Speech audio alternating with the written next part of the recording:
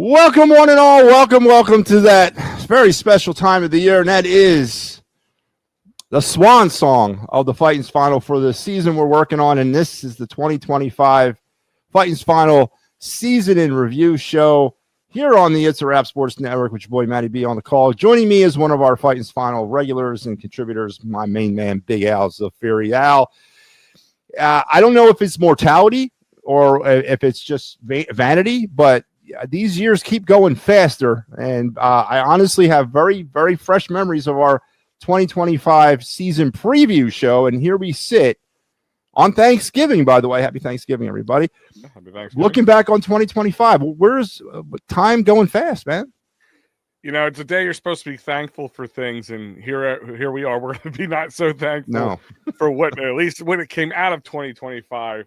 You know, I've always been kind of enjoy the ride kind of moment guy, and it's these days that make the ride not as fun to enjoy. So I guess you have to look back on it. But, hey, I'm thankful to be here with you as always, and let's get down to business. Yeah, let's get down to business, and hopefully one of these days, one of these shows soon, I mean sooner than later, we're reveling in what was the past Philly season, not lamenting what was. But before I get going, as you guys know who followed this program, 4 seasons now in the books. We'll be getting season number 5 getting started here, hopefully sooner than later in March of 2026. But it takes a lot of work to put this thing together, and a lot of time for people to spend 6 months doing 162 plus game post game show. And a lot of people that are, you know, it's not just me or Al that made this happen. There's a lot of people. So on that note, let's just put up the final host standings of 2025. Of course, Mike Laro, not with us tonight, by the way. Mike couldn't make it, scheduling conflict, but finishes the year as the top host, 24-10 in games he hosted. Now, of course, I can sit here and, you know, we can talk about quantity over quality all day long. I come in at second place at 33-21. Steve Fuentes comes in at 9-7. The Gobbler, 13-11, and Al, just under the wire, got over 500. Our man on Friday nights, 10-9. It might not seem like a lot of games, 19, but when you're dealing with those city connects, it's a lot. Yeah, I remember when I said I'll do Fridays, I'm like, oh, I forgot. Well, thank God I don't have to deal with them anymore unless they bring them back out this year. But, yeah, Fridays were tough this year. Outside of the horrible City Connect jerseys, it just always seemed to be a struggle, especially in the beginning of the season. If you look at that 10-9, a lot of those 9 came in the first half of the season. So that first half, it was like, I'm like, this is going to be a long season if this keeps up on Fridays. Oh, that's a perfect segue. So let's get it in. Let's go. 2025, 96-66, just one game better overall than they were in 2024. 95-67. Obviously the summary of the season was the more things change, the more they do stay the same. And the narrative all season long, especially from a lot of people that did this show, and you were part of that a little bit to a lesser extent, was the fact that this 2025 Phillies team was somehow different than all the rest that preceded it during this era of Phillies baseball. And at the end of the day, it was the same things that doomed this team as doomed teams in the past. And that was the offense just not being consistent and coming up in big moments. Al, as we sit here in the middle of the offseason and free agency, which the Phillies have done squat as the time of this recording. You weren't the tendering contracts. You didn't enjoy that so far? No, not yet. That's you got Marcus Semien going to the Mets, and you got Brandon Nimmo heading to the Rangers, and we're sitting around with Brian Dela Cruz and Pedro Leon. No, I'm a little concerned about our path here. But you know, what now that it's over? I mean, do you feel used, taken to the woodshed by the Phillies, lied to? Do you feel any sort of, just like venom towards them? I don't know as much as venom as where the change came in. And you mentioned, like, I was a proponent of this team did change. And in some ways, in the beginning of the season, they showed some change. Lot better consistency in play from some guys who the years before did not have it. Trey Turner, Kyle Schwarber, another one. But then also, Dave Dombrowski did a piss poor job in the offseason leading into the 2025. Brought in Jordan Romano. Let's talk with him for a second. I mean, he was supposed to be this key offseason pitching performance. We lost two guys to the Blue Jays, who actually got a chance to go to a World Series this year. We got Jordan Romano, which had a 3 ERA, if I remember correctly, was the final ERA for Jordan Romano, who couldn't even make it to the end of this season, let's be honest. He got put on the 60-day IL for a blister. You never heard from him again. Yeah, right.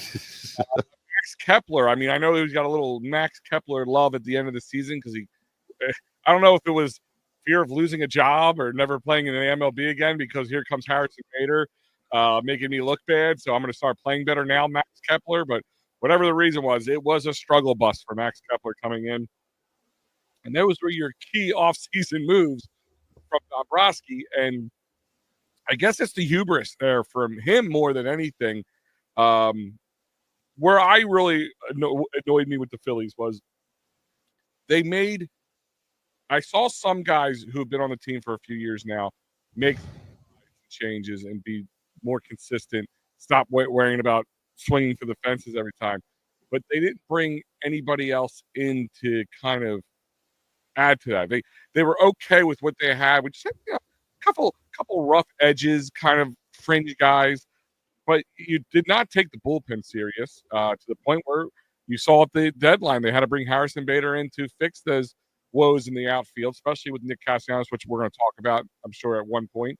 And you're also dealing with the piss poor pitching performance from the bullpen, who, despite having a really bad bullpen, this team still won and became 96 wins in the end, all be all of the season. But that's probably where I've had venom for anybody is, and here's a guy probably backed a lot, thought Dombrowski had a lot of clout with this team, but I'm not giving it to him anymore. And in this offseason is going to tell us a lot about how serious the Phillies and Dombrowski truly are. You also forgot to mention Joe Ross, the free agent acquisition from the Brewers. No, I didn't. Who got DFA'd back in May or June. Sometime in the summer he got DFA'd. Who? Speaking of Max Kepler, 127 games, a .216 batting average, 18 homers, 52 RBIs, and I guess it really worked out pretty good, a 691 OPS. But most of these numbers came from like August on. He was non-existent for 3/4 of the season. Yeah, it was very bloated. And guess what? Here's the thing: is like, if you're gonna have a guy turn on the Jets at any point in the season, you won at the end of the season. Yeah, but no matter what, Max Kepler was supposed to be an appetizer to the main meal. He wasn't supposed to be the saving grace of this team in any which way. Not that I thought they were going to bring somebody else in that, the next Trey Turner signing or Bryce Harper signing, but the team it did see some difference in the beginning of the season, went back to a lot of old habits in the end of the season. And then injuries too also is a major part of the season, especially to our starting pitching performance or performers. Now, you mentioned Trey Turner and Kyle Schwarber, two key members of what the Phillies were in 2025, and they should be. They're one of the highest paid. They were two of the highest paid members. But I want to point out something, and this is more of an indicative to Rob Thompson and why, I know there's a lot of Robbie hate, and it's for some varied reasons. But the thing about Rob Thompson that I'm really concerned about, and it just ties into Schwarber and Turner, is the inconsistencies with Rob Thompson in that batting order. Listen to these numbers. Turner led off 96 games. Turner led off. Schwarber led off 10. Stott led off 37. Bader led off 17. And Harper even led off once. I mean, yeah, Turner got the yeoman's work there, but it took about half a season for that to stick. And I honestly think, and then you mix in the Alec Boehm stuff batting fourth in the playoffs. With a team with the Heidi payroll and the star power this team is, Rob Thompson's inability to get a set lineup, and I'm not saying you got to hurt out the same guys 162 games. I'm not saying that, but I was keeping a stat for the first 8 weeks of the season, and I think the Phillies had brought out consecutive lineups like 4 times in 8 weeks. That's concerning to me, and I think that lends into them not being able to get comfortable and be able to get into a rhythm and sort of a role in this team. And I know roles and Rob Thompson are not something that go together, but what do you think about? Let's talk the lineup first. Trey Turner, and finally settling on the leadoff position. Of course, Turner ended up with winning the NL batting championship, and here's his numbers right here: 102 games, 295.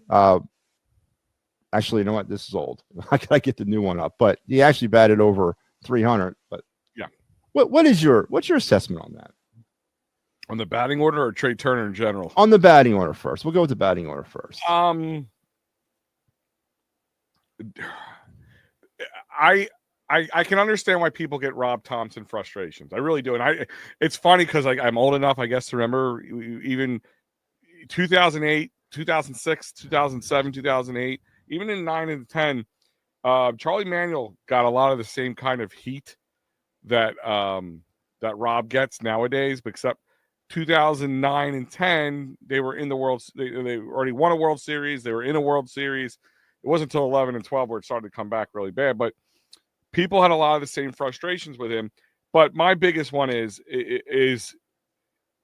the roles in the bullpen, roles in the the order, the lineup. There has to be consistency. Baseball players of all athletes are superstitious, and they are routine. They like things a certain way, and I understand a little bit with injuries being the reason why certain things were moved around, but it wasn't that for the main reason.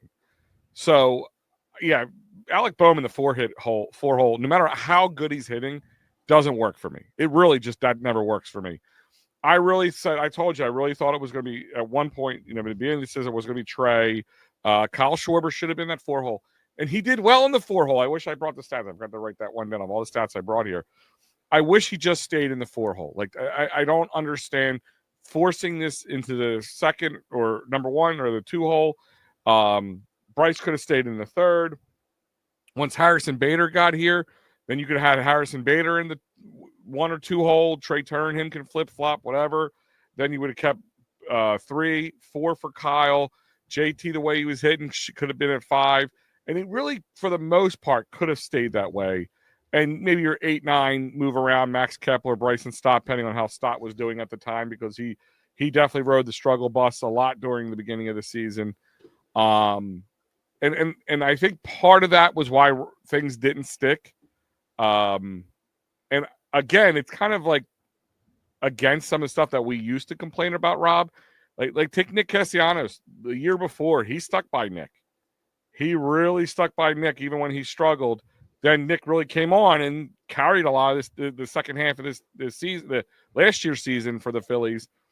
This year, it didn't happen as much because Nick really burned a couple bridges, I think, in the process, which I'm sure we'll talk about in a moment. But the lineup thing bothers me the least with his decision making, because you have to change things up based on how hot players are, where they're working at. A little bit with pitching matchups will also play a factor into it, and injuries will always play that factor. But ultimately, I'm not mad as much as I got more annoyed, and I'm sure the players did. But what happened when they started doing pretty well, there was more of a consistent lineup. Yeah, no, but the problem was you couldn't set your watch by it, because there's a lot of things the Phillies were in 2025, and consistency was just not one of them. It just wasn't, for whatever reason. And Schwarber had one of his better seasons as a Philly, probably in his for his career, actually. Happened to be a contract year, and all season long we kept screaming the Phillies messed up by not extending him. Now here we are in free agency, and Schwarber could or cannot be back. We'll see. But you're not going to be able to convince me anything other than the fact Kyle Schwarber should be batting 4th in the lineup. That's where he belongs. I think, again, this is back on Rob, is that, is he the right voice in that dugout? Because apparently, players are going to tell him what they want, and he listens. And that's to me a little unsettling as a player, because I want a leader that's like, I got it, brother. You want to lead off? You want to bat second? That's just not where I can have you in this current lineup. I don't have a lineup right now that supports you batting second. I don't have a lineup right now that supports you to bat leadoff. I have a lineup that needs you to bat fourth.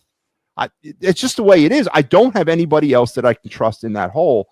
And it never really came about. And, every time. It protects Bryce Harper. Alec Boehm did not strike fear, even at his higher moments, did not strike fear in anybody that you didn't feel comfortable. Even when he was doing really well, they were still walking him. Like, they didn't care. Like, they're walking to get to Alec Bowman. That happened a handful of times. I think Bryce Harper was intentionally walked more often than not when Alec Bowman was behind him. And that's all about the protection there. Like, you need your guys who are going to make contact. I always need a swinging heavy for the fences in that 1, 2, and even 3 spot. But he does so much there. He has the power. He has the ability to get on base. And that he has the ability to force pitchers to pitch to guys that they don't want to, because if not, then they got to pitch to him and with guys on base. So there are so many reasons to, and not many reasons in my eyes not to.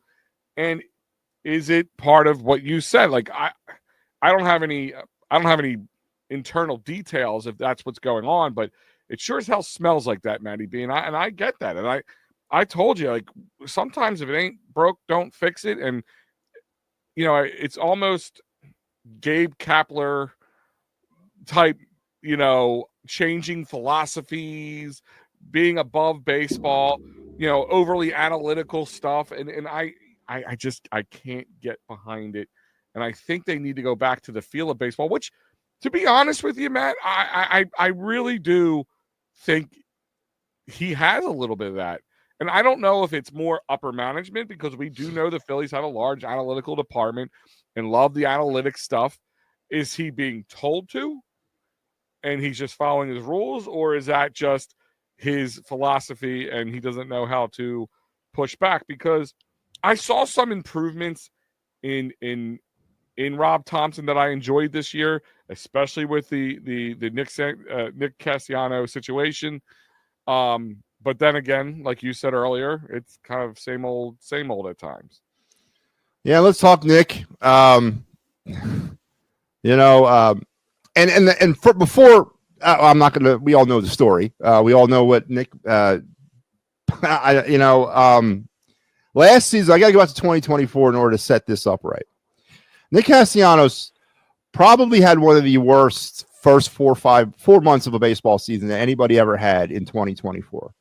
He couldn't hit his way out of anything. He was terrible. But every night, rain or shine, whatever continent they were on, Nick Castellanos was in the starting line. 162 games plus to include the playoffs last year. 24 last year. Rob had an undying loyalty to Nick Castellanos last year. Finally, he became one of the Phillies' hottest hitters towards the back end of 2024, and in one of the only players that hit in the 2024 playoffs.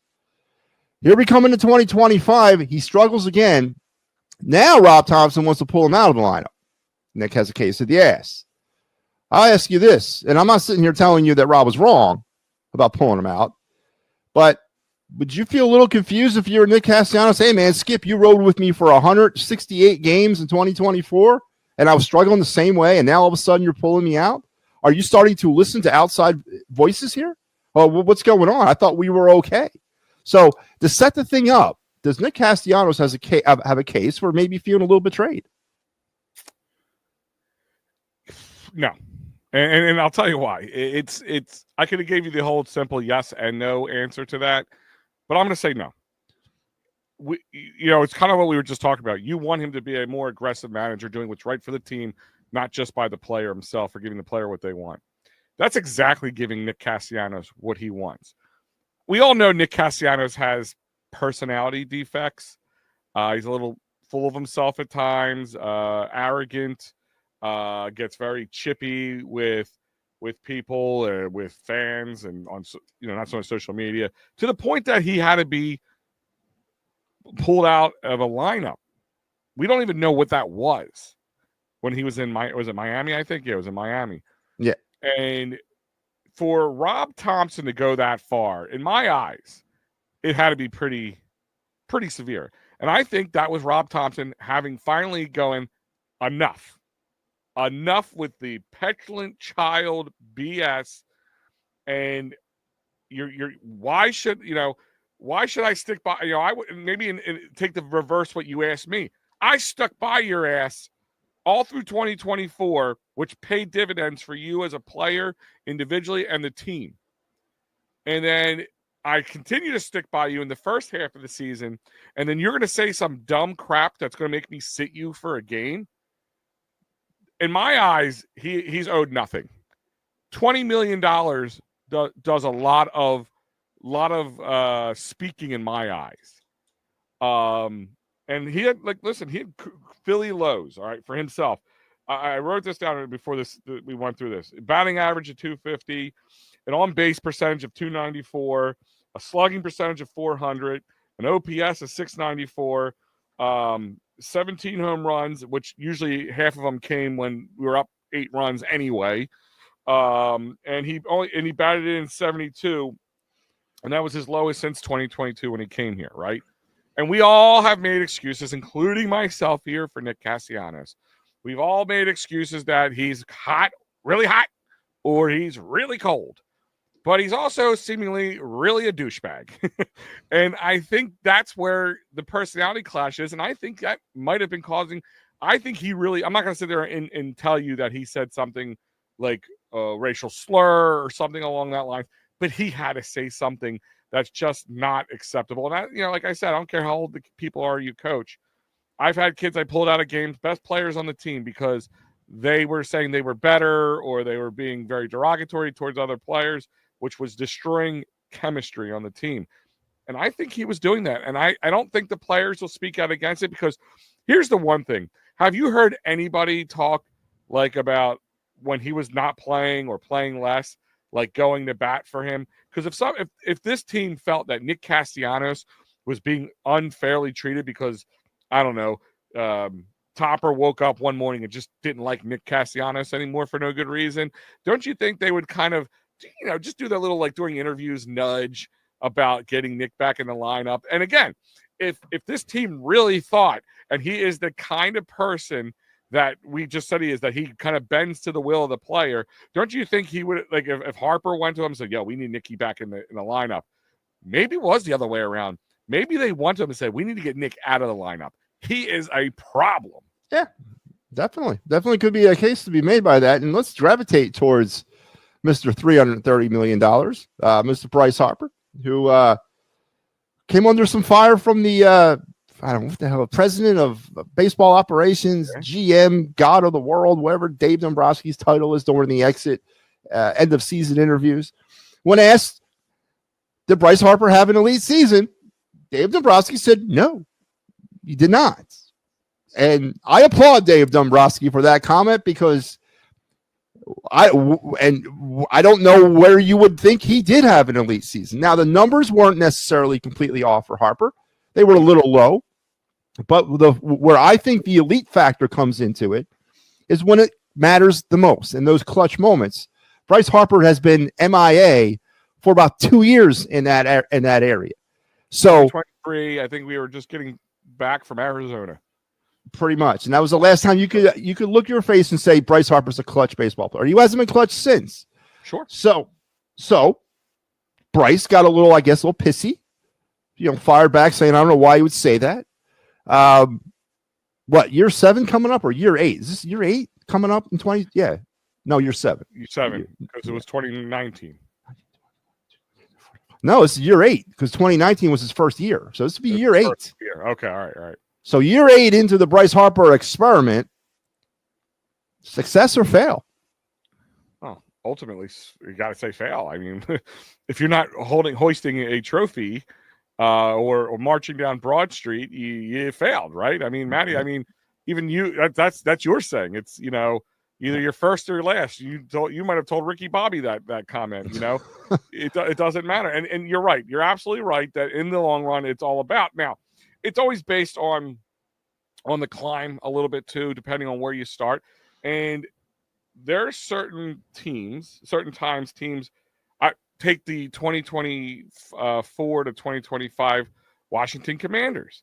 Did they climb too fast that they set this huge bar now that instead of climbing gradually, did the Phillies do the same thing?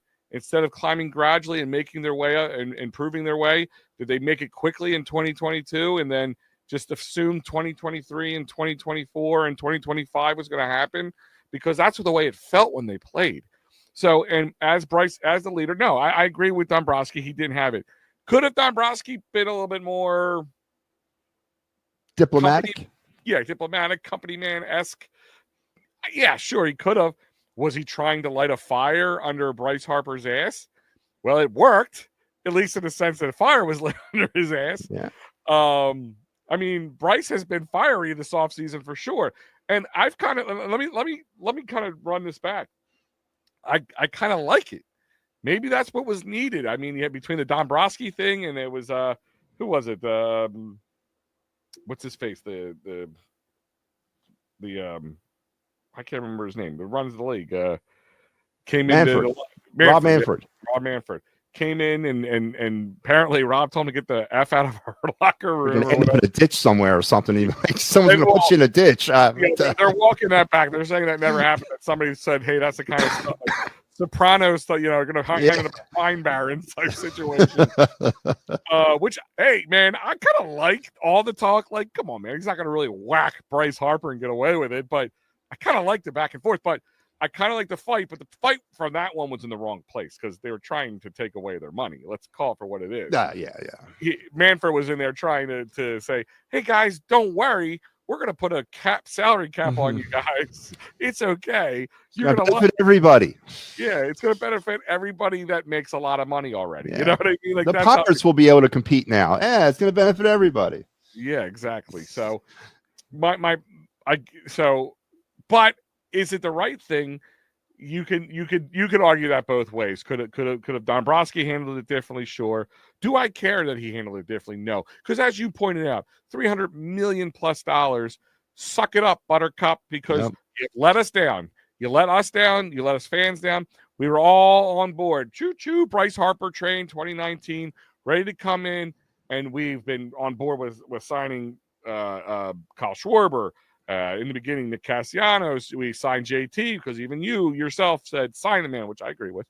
And many other things, and many other people, Trey Turner, who are I would say I'm not saying this was 100% Bryce Harper, but I'm sure he was definitely in the ears of Dombrowski and them. And maybe this is how Dombrowski kind of gets his power back a little bit, and maybe hopefully his groove back, because that's what needs to happen. There has to be some overall. I said it earlier. It has to kind of back to an old schoolish mentality, a little feel for the game. And I said in the beginning of last season, and I'm still going to say it to this point, this team, they need to kind of stop looking for the power hitters. And we're going to talk about a little bit with Kyle Schwarber. I'm going to have something where people are not going to be surprised. Are going to be surprised when my feelings on that a little bit. I guess I'm spoiling it a little bit, but there has to be some mentality to baseball because, with the way the Dodgers won, I mean, you could say they bought themselves way to a back-to-back World Series, but the way they bought it was the right way. There is a right way and a wrong way of doing things, and we'll get into that in a little bit, but there has to be some mentality to some old school baseball, a thought process that leads you back to the mentality of old school baseball. Absolutely. And speaking of old school baseball, for those of you watching this great special here on this lovely Thanksgiving Day, happy Thanksgiving once again to one and all. If you're watching on Thanksgiving, if you're watching on Black Friday or Saturday or Sunday or sometime in February, well, then we can't wait for baseball to start real soon. But it doesn't matter because you're watching the It's a Wrap Sports Network. And here's what's on tap this week for the rest of this week on the It's a Wrap Sports. Tomorrow, big day, Eagles and Bears. Is the collapse occurring? Is 2023 revisiting? I think tomorrow's Eagles-Bears game will definitely tell a lot about that. Also, the Gridiron Weekly, a special Friday night, 8 o'clock time slot as they got bumped out of the holiday Thursday night. And we got some Clear the Ice post-game Flyers Islanders. Saturday, Penn State finishes up their season. God hope they don't get a bowl. I just, out of principle, don't get a bowl. Just let them go away. As a Penn State fan, I agree with you. Yeah, it's a waste of a bowl slot. Give it to Akron or somebody. Penn State will play Rutgers to wrap up their season, and then the Flyers and Devils will do some clear of the ice on Sunday. The Philly AM Sports Show, Steel City pre and post game, and me, the final word with Matty B. So fear not, we got you covered this holiday weekend. So make sure you keep tuned in. Do we get holiday pay for all this over the weekend? Yeah, it's in your stocking. Yeah, just add 20% to the zero, and that's what I did. There you go. Maybe one day. With that, make sure you like, share, and subscribe so I can pay these guys. That's how they get paid, on the backs of you out there watching. So please help us out. But Alec Boehm, we didn't really talk about him much other than making fun of the fact that he was batting cleanup in the playoffs. But Alec Boehm and Nick Castellanos, I do want to hit on them too. Comments that were made right after Game 2 of the NLDS against the Dodgers were by both of them saying, in a nutshell, and I paraphrase, of course, that Citizen Bank Park and the Philadelphia Phillies fans are some of the greatest fans in the world, and the bank is a great environment, one of the best environments to watch baseball or play baseball, especially in the postseason. But when you get a little bit too negative and you start booing us, we feel that too. Now, neither one of them have had an opportunity to account for those comments because they ran off to Los Angeles, and unfortunately, they never came back as a team because the Phillies got eliminated. So the reckoning of Nick Castellanos and Alec Boehm's comments have yet to been given to them. Question is, do those comments be given to them in Phillies uniforms or in different teams' uniforms? Because these are two of the hottest names, not out there for the trade market, but two of the hottest names we want to get rid of. Yeah, no. I think the Dodgers series is definitely a wake-up call for many teams, including the Phillies. And seeing that, we were hoping that I think the thought process was we get some big heavy hitters in here. Bring the lumber with Bryce Harper, with Kyle Schwarber, with Trey Turner, big pitching performances by Zach Wheeler and Aaron Nola. Christopher Sanchez still is the biggest, smartest, lucked into a contract you still own of all in all baseball, as far as I'm concerned. How many people have an ace-style pitcher? He's going to be the ace to start the season next year. He's going to be the one coming into the season. Yeah, getting paid what he's getting paid. Yeah. But with that being said, is they thought that was possible, and then everything else you can just do a little bit. Everybody else will just kind of fill in. Yeah. And Alec Boehm, who's had a lot of ups and downs as a Philly, is another kind of Nick Castellanos in training. Not as severe. He's not as hot and cold. He's streaky, but not nearly as severely hot and cold.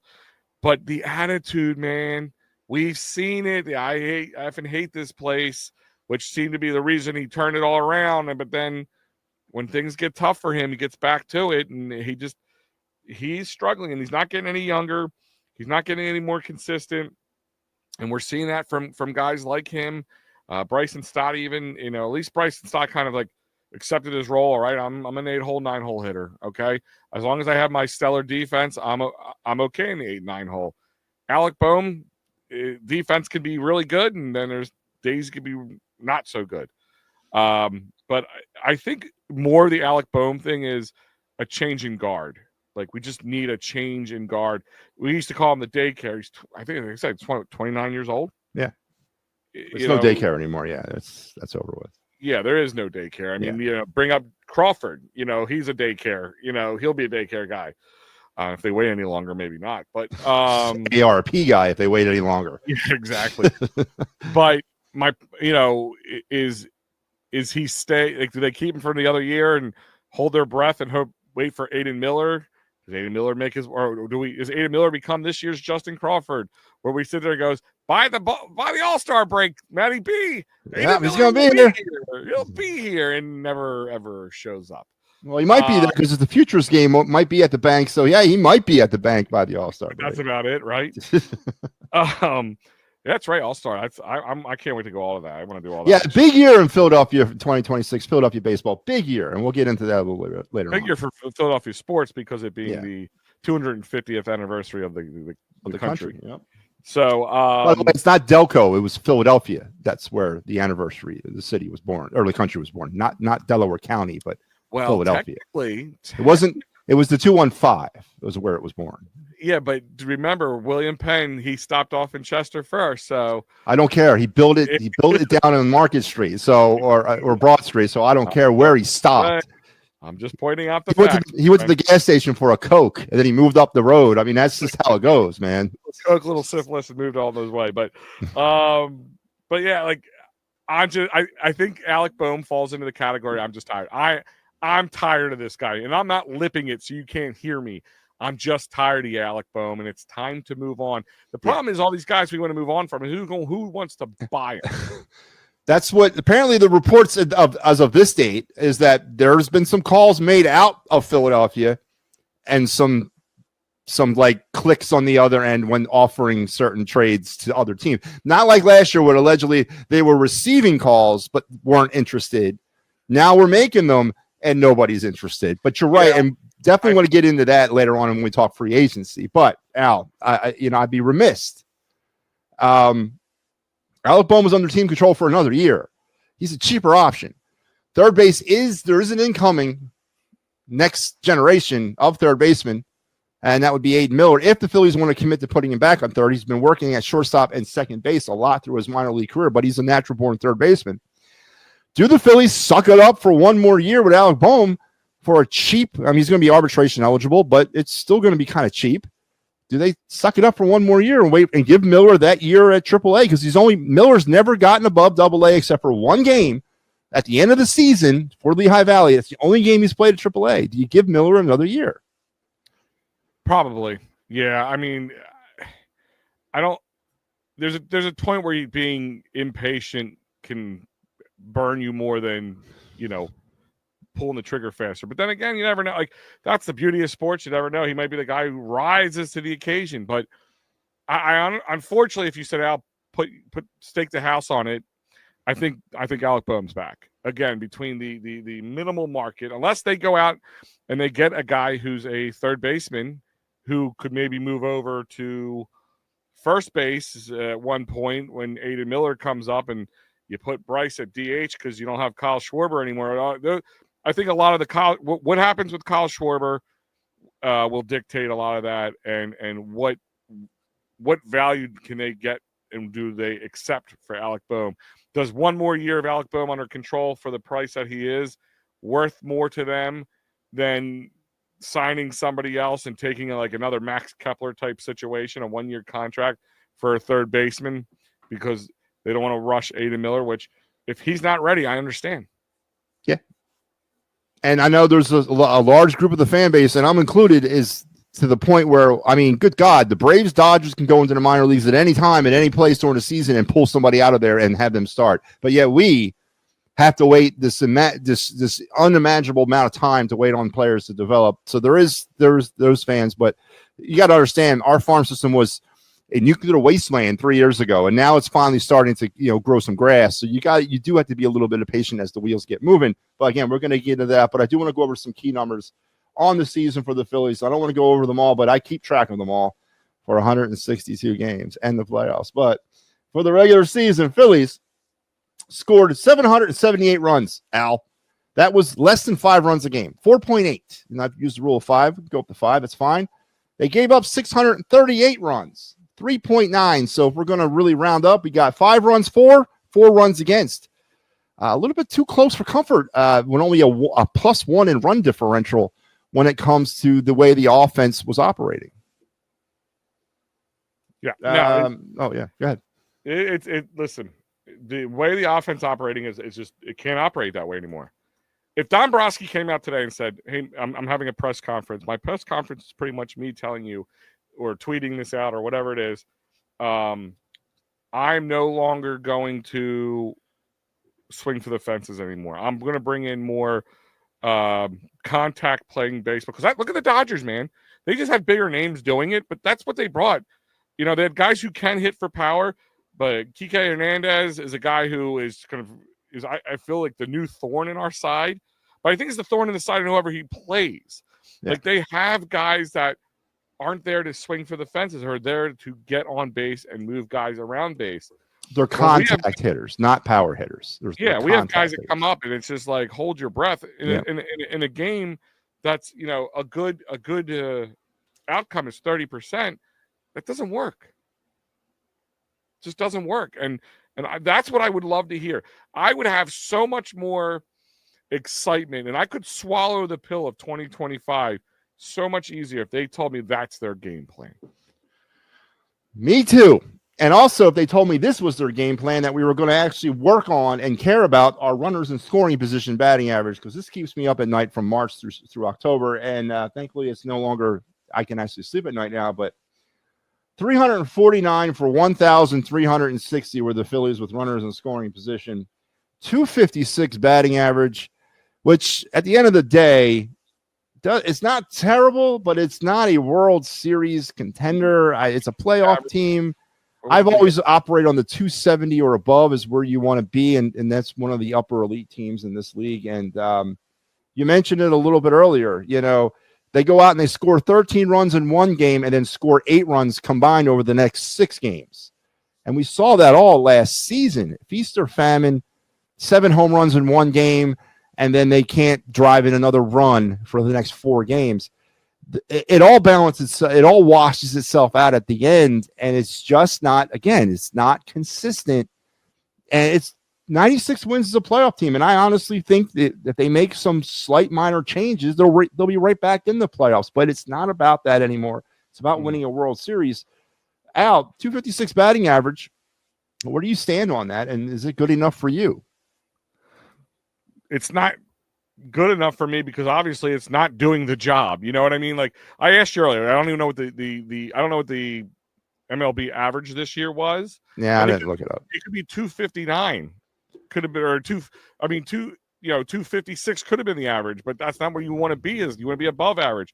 But again, it comes down to when we played against the Dodgers, right? No matter who was pitching, no matter what was going on, when a Dodger came up to bat, you held your breath. I don't feel like the Dodgers did that with the Phillies a lot. Maybe Kyle Schwarber, maybe Bryce Harper, maybe Trey Turner. But after that, do you see them with Bryson Stott or Alec Boehm? The only other player that hit really well probably was JT Realmuto. But Nick Castellanos is in there. They're not sitting there holding their breath. They're not sitting there doing anything. That's what I want. Guys who make you go, yeah, please don't kill us. Don't hurt us mercilessly. And listen, we sat there and I looked at them like this could be, I said it earlier in the season, this could be a year for the Phillies to strike. A lot of injuries around. Dodgers had a lot of pitching injuries that, actually led them to having to use a lot of their starting pitching depth to work in the bullpen, which kind of worked out a little bit for them. They had guys, they were only using 3 pitchers a game because they had their starting pitcher and they had like a relief pitcher and a closer. Their closer was one of their starting pitchers. Yep. Maybe he does that again this year. God only knows. Time will tell. But that's how I have to look at this thing. Like this, that's what, if you're going to steal something from the Dodgers, it doesn't have to be so much the payroll as much as guys who can produce when called upon. And I'm sure if we watch Dodgers baseball as closely as I watch Phillies baseball, I'm sure throughout the season, there was times people were just like, come on, these Dodgers are getting paid way too much to suck, blah, blah, blah. And yes, do they have a superstar in Shohei Ohtani? And did they have Yamamoto come in and start producing? Yeah, they always just seem to strike gold on these guys and be able to pay them some ridiculous contracts that makes them affordable. But, there is a secret sauce that they're putting out there that you could steal parts of it. Yeah. But they're kind of hamstrung. And I think that's going to kind of lead us into our next part of the conversation. So the Phillies were 11th in Major League Baseball with runners in scoring position. The Blue Jays were first with a 286 RSIP. Who was the first 3? Who was the top 3? There was Toronto, Milwaukee, and Los Angeles. Okay, so exactly. Yeah, you got to be in the top 5. 5, maybe 6 you can get away with to compete. We were definitely not 500, but we were definitely not too far away from it. Yeah. Not far enough, at least. And then the other big number, top 10, but you probably have to be like top 7. Yeah, I think top 5. No, I think top 5's okay. Matter of fact, the top 5 were You got the Blue Jays, the Brewers, the Dodgers, the Marlins, and the Nationals. Yeah. I mean, the Nationals were better. Certain areas can, if you're not top 5, if you're say 6 or 7, but if you're top in RBIs, if you're top in runners and scoring, and not runner, we were just talking about, in other ways, you can even it out a little bit. But if you're not doing that anywhere else, it's gonna be more glaring. Well, this is one of those even out stats because the Phillies in 2025 belted 211 team home runs. Their opponents hit 177. Now, it was a tale of two halves because the power just wasn't there in the first half. Only 83 home runs. 128 home runs the Phillies hit in the second half of the season. Balls were flying off their bats in the second half. Now, but obviously, here comes the rub to this. And we talked about this before, and I talked a lot of this on Friday nights, how in the beginning of the season, I was enjoying them, even though at times there's a little bit of struggle. This team was not a power hitting team. This team was a hitting for contact, and they looked natural at it, and it felt good, but then they got away from it, and then the power was there, and they were sticking with it, and it again reared its ugly head in October. They were averaging 2 home runs a game in the second half of the season. It's just amazing. But their pitching staff did give up 177 home runs. That's something they got to work on. A kind of a little bit of a breakdown of their schedule or of their record. They 35 series wins in 2025, up from 24 in 2024. 8 series sweeps in 2025, down from 10 in 2024. 3-1 in March, 14-12 in April, an amazing May, which they rode the backstop for a long time, 19-9 in May. Terrible June and July, 14-13 in June, and 11-12 in July. Just a god-awful midsummer point there for the Phillies. Then they got hot, 18-11 in August, and then an amazing 17-8 September, where they rode pretty much their way to the division championship, and all accumulated for 96 wins, 66 losses, and then another first-round exit against the Dodgers. 10-3, Al, in the City Connect uniforms this year, they were. So, that's positive. Up from 6-6 in 2024. So, yeah, Al, it's some of the same old. These are some gaudy stat numbers, but then you turn the page to the postseason, and this is what you get. You get a runners in scoring position, a running and score, RSI, a RISP. This year in the playoffs, they were 6 for 30 against the Dodgers with runners in scoring position. They batted 200 with runners in scoring position. They hit, I think, how many they hit? Let me see, where is it at? They hit 3 home runs in the entire series. So not only were they not hitting for power, they weren't hitting at all. No, and that's the problem. Like, they got this philosophy: if we just get to the, we make it to the dance, well, it'll turn itself on. If anything, the Arizona Diamondbacks, not that they just beat us, but they left us in Arizona. We never came back. For our ability to play clutch baseball is still sitting in baggage claim at the Arizona airport. Some turnstile in some dusty area of that airport, just going around in circles, not doing anything. It is. And we've touched on a lot of the areas. We talked Rob, we talked the offense, we talked a little bit of the defense, but now we really haven't spent much time on the pitching staff. Let's get into that right off the bat here. One of the constant things that I wrote on all season, and one of the things that I believe that really got the Phillies to where they were in 2025 was that pitching. I think it goes a lot of times unappreciated how dominant or how good the staff was. Not necessarily the rotation or the bullpen, but the staff. Wheeler had was on his way to another Cy Young Award potential season until the blood clot situation.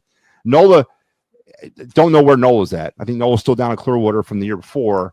But you mentioned the great stories of Christopher Sanchez coming out of nowhere and having himself a Cy Young Award type season.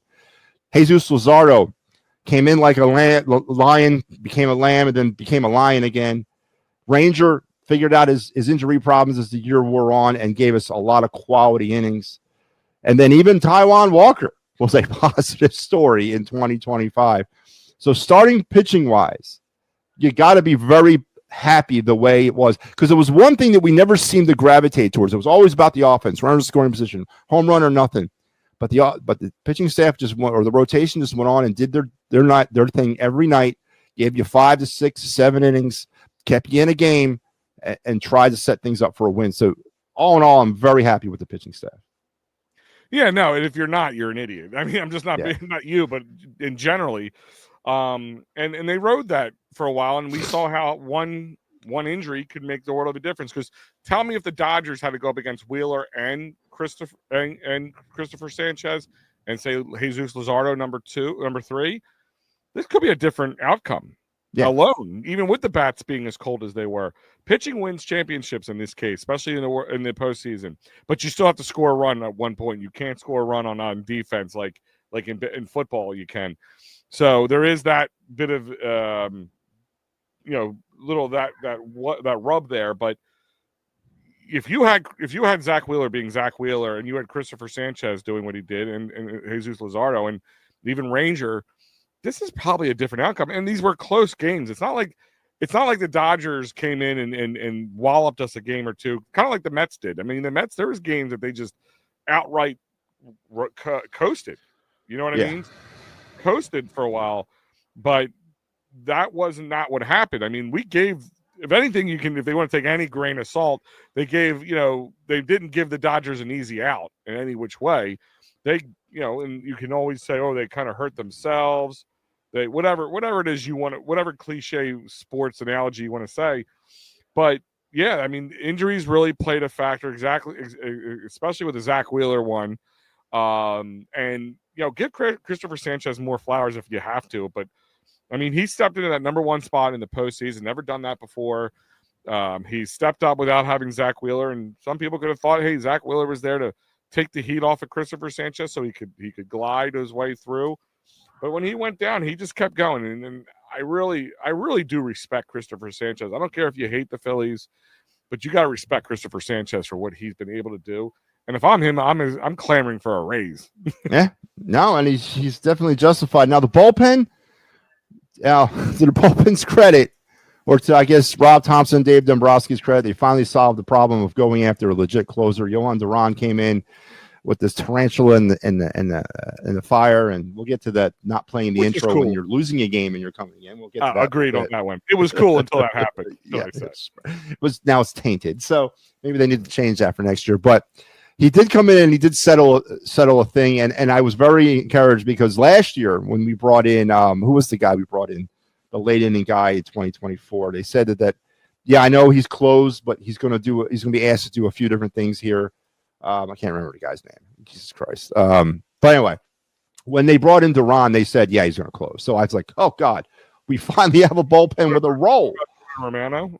No, it wasn't Romano. It was somebody before. It was an in-season. No, it was the dude from Estrada from the Angels. Okay. When they brought him in, they said, yeah, I know he's closed for the Angels, but he's going to be asked to do a couple different things here. So, but when they said that Duran was brought here to close, I was like, praise Jesus, we got ourselves a closer, and now we can kind of build the bullpen off of that. So that was and that was a good situation, with Duran. Obviously the Alvarado thing with the PEDs, let me get your take on that. You got caught cheating, whatever. I don't really care they got caught cheating. Oh, I do. It costs us. The back, that part of the bullpen wasn't really the problem. I am concerned about what kind of Alvarado we're going to get going forward. But if you had Jose Alvarado pitching the way he did as your 1-2 punch leading into Duran, we navigated through that though. We got through that without him. That's my point. And I know it would have been easier, but I know a lot of people are like, well, he cheated. Well, you know what? So did Lane Johnson twice. All right, I don't want anybody talking about Lane Johnson being tainted. So let's put it that championships you get past them. Yeah, I guess those rings kind of make it go away. But winning cures all, my friend. But Alvarado going forward is my concern. If he's lost a 0.5 millimeter off that fastball, or if he's lost a 0.5 millimeter off of a break of a curveball, that could be all the world and that's his career in this world. Are you concerned that we're not going to get, even though it wasn't steroids, it was whatever it was? I think maybe now might be a different Adderall to focus on the pitch, better. I mean, he was trying to get an upper hand. I get what you're saying. I do worry about what you're asking. I do worry about not having the same, because if he's taking it, there's a difference between getting an edge and taking it to keep yourself in the game. Yeah. Because it's not like he came out, and started like throwing 2-3 miles per hour faster and, was just destroying people and then gone. You know what I mean? I get why you do it, because Matty B, if you're making millions and millions of dollars playing a kid's game, got to stay on top. And your family is now doing really well. Got to stay on top. You're gonna do what you're gonna do. Now, is there a selfishness that comes with it? Yeah, but is there a pressure that also comes with you to perform there? Got to stay on top. Stay on top. So, I get it, because if you said, "Hey Al, if you're playing baseball and you got your contract season coming up and you want to keep playing at the top, got to stay on top." I might be doing the same thing, but unfortunately, when you get caught, it's like anything, Yeah. You hurt you hurt your family, and most of all, you hurt your team, and you burn a fan base that doesn't take too kindly to being burnt either. No. Not that many fan bases do, but if all the fan bases you don't want to piss off. I mean, if you did it in Colorado and Pittsburgh, no one would care, but here it's a little different. But we're going to get him back, and then let's go to the man of the hour, the man who I haven't given up on, and I don't know if, again, he hasn't received his reckoning yet from the Philadelphia faithful, and I'm sure, and I hope they give him. I hope they let bygones be bygones with Mr. Orion Kirkering, and they understand that it wasn't on him that the season ended. It wasn't. Sure as hell looks like it was, but it wasn't. That play to end the season was on him. He made a mistake. A lot of pressure came on him. He didn't know. He panicked. He didn't get panic moves. It sucks that the season had to end like that. Especially that game was a good. I mean, that was a great game. If you're a casual baseball fan and have no horse in the race, as they would say, that was a great game. Yep. You know what I mean? The way it ended, it was kind of sucky because you didn't want it to end that way. But no, if you scored more runs, it's fairly simple. If you want to talk about how the Eagles lost to the Dallas Cowboys, yes, they had 21 unanswered points, but the offense could have simply scored one field goal. And actually, it was 24 unanswered points.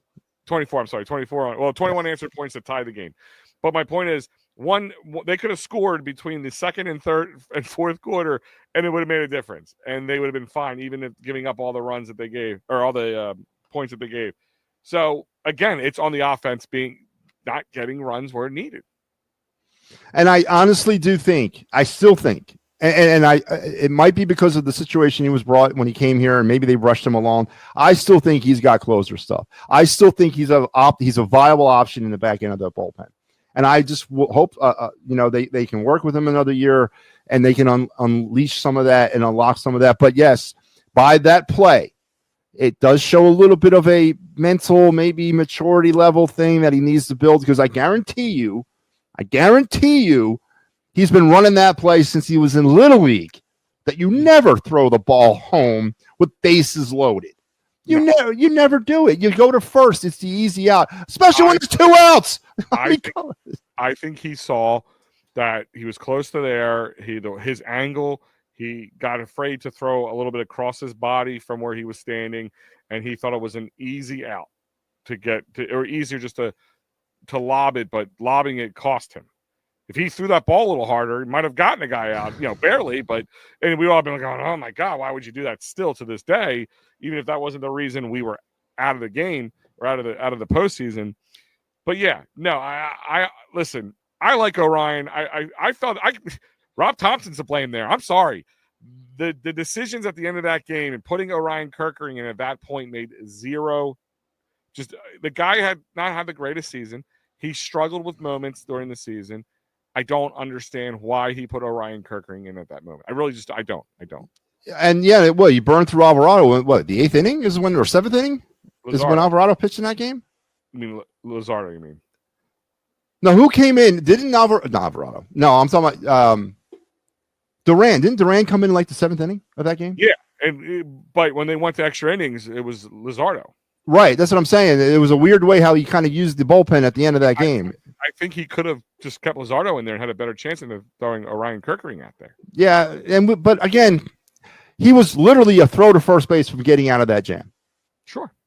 So, and I just hope the fans of Philadelphia, they can accept that. And when he steps out in the field for the first time in late March, they let that go because I think it's unjust. I don't know. I haven't, at least from my point of view, I haven't seen too many people going, Orion Kirkering, it's your fault. I've seen people say what I just said. Why would you put Orion Kirkering in that position? Yeah. That was a dumb maneuver, Orion. But I don't see people outright booing him when he walks out. If he comes out and struggles, they're going to ask for him to be cut or moved on from. What if he throws the ball home on bases loaded again? if he does it again, that could be a whole different. That's comedy right there. That's straight comedy. That's gold for us. You're literally asking for it at this point. Now we get to Mr. PFP. Mr. I've never done PFP with this baseball team. Mr. Matt Stram, who threw the team under the bus, saying, "Hey, we don't do that." All right, we don't work on that stuff. Hell no, man. And then of course Dave Dombrowski fired back by saying he don't work on it, but they work on it. So there's a little drama going on between him and Matt Stram. But you know what? Again, could we be better in that middle long spot? Yeah, but Stram's okay with me, man. Listen, I don't take anybody by their word after being ejected from a playoff game like that. And the style went. Was there maybe some truth behind Matt Stram? Was there, whatever? I don't know how to put this, but I think people got to relax, about that part of it. I'm not worried about just get your heads together. You guys you're disjointed at that point. People are upset. We saw who was it? Taiwan Walker when he wasn't even used. That was a big in the 2023 or 2024, both. I don't know. But he wasn't even used. And he had some choice words that people are like, get rid of him. He's an a-hole. Get him out of here. And you know what? Everybody said he was a great number. He was an overpaid number 5, but he did great for the number 5 role. So just come and do your role and everything will be forgiven as far as I'm concerned. And, of course, Taiwan Walker was a great story, and we're going to have him next year. Last year of the contract, we may need him, and we'll get into that in a second. But the final relief pitcher I do want to talk about was a really pleasant surprise, Tanner Banks. The midseason 2024 acquisition from the White Sox really filled in really well all over the place in that bullpen, from long relief to middle relief to late inning stuff. Had a great year for the Phillies. Was Mr. Automatic when they went to him. And he rounded out a bullpen that I think shocked and surprised a lot of people how good they were, because there was a lot of questions about the durability and then again the roles about the bullpen heading into the season. Duran coming in solidified a lot of that. But once again, pitching as a staff was not my concern for the 2025 Phillies. Yeah, no, pitching as a staff, the one thing that the Phillies could build off of is the pitching. Yeah, you can start to break down a lot of other things, and I'd be okay with it. But pitching, I'd be yelling at you if you're like, "Oh, we're gonna trade away, we're gonna trade away Christopher Sanchez because we're gonna get a king's ransom for him." We're gonna get a whole new outfield for the price of Christopher Sanchez. I'd be freaking out. Absolutely, Al. And Al, we're gonna do one last thing with 2025, and we're gonna sweep the floor clean, and we're gonna talk 2026. As you know, Al, and you two out there know, I have the pleasure every Sunday during the baseball season to host a little segment here called Down on the Phillies Farm, where I go through the minor league system week after week, all year long, and report on some of the hot prospects that are working their way through the Phillies minor league system. And I figured this year, seeing how I tracked them all year, let's give out our season-ending awards for the Down on the Phillies Farm. So, Al, you're going to have the pleasure of going down on the Phillies Farm with me one last time in 2025 in our year-end spectacular, as we'll honor each level the player and pitcher of the year for that team. So are you ready for this, Al? You have no idea the honor I'm bestowing upon you. Actually, in all seriousness, I enjoy this. It's one of my favorite segments, and I feel like people don't do it enough. No, I do it enough. Trust me. I'm saying, you would think this would be something more steadily ran around other media outlets. I agree. And I think it helps everybody understand some of the prospects, some of the names that you're going to be hearing about hopefully this year. You might be like, hey, Matty B talked about that guy 2 years ago, and now he's here. So that's it's about educating the audience, Al. That's what I do. I'm an educator. So are you ready? Yes. All right, here we go. We're going to go down the Phillies farm. We're going to start down in the rookie leagues or the Florida Complex League. The FCL Phillies, 16-42 for the FCL Phillies on the season. I'm not going to get too wrapped around any of these records, honestly. It's development league all the way. Manager Sean Williams, your position player or fielder of the year was Francisco Loreto, the third baseman, 47 games, 40 hits, 28 runs, 5 homers, and 16 RBIs. And your pitcher of the year, Ramon Marquez, 10 games, 1 win, 38 innings pitched, 19 earned runs, 50 strikeouts, 12 walks, and a 4.50 ERA.